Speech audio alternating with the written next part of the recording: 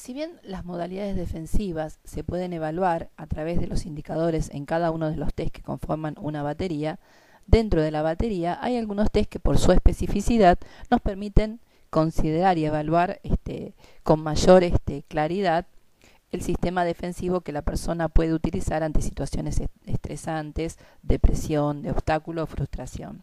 Tal es el caso del test de la persona bajo la lluvia, que como siempre comentamos, debe administrarse en secuencia a posteriori del DFH, es decir, primero administramos HTP, el DFH y a continuación la persona bajo la lluvia. ¿Esto por qué? Porque justamente lo que va a movilizar el aspecto defensivo y latencias psicológicas, psicodinámicas y psicopatológicas que pudieran estar presentes es que justamente esta secuencia esté presente.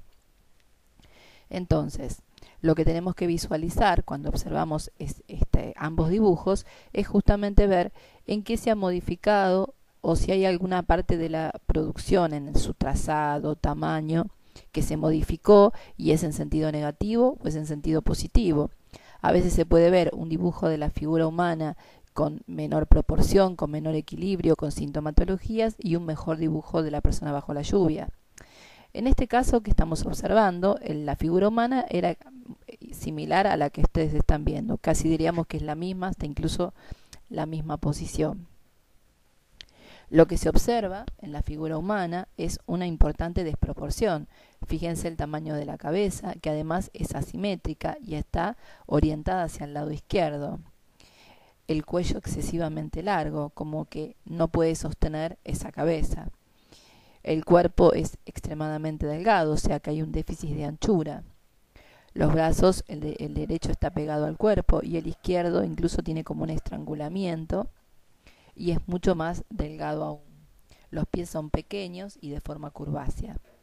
Como aspectos contradictorios que suelen aparecer muchas veces cuando hay indicadores extremos, podemos ver acá, por un lado, movimientos impulsivos.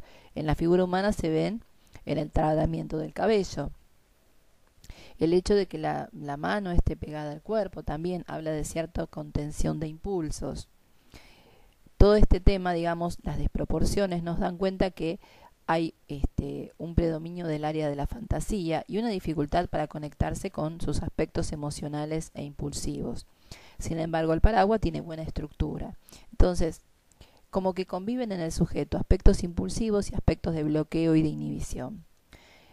La idea en este material, que como siempre está mucho más ampliado en la parte escrita de este trabajo, podemos ver que hay dos mecanismos operando. Por un lado, defensas maníacas como de aislamiento. Fíjense que la lluvia cae principalmente en la zona superior de la hoja, muy copiosa, con presencia de nubes, distintos estilos de lluvia que dan cuenta también de movimiento, repiqueteo en el paraguas, gotas de lluvia más angulares, más circulares.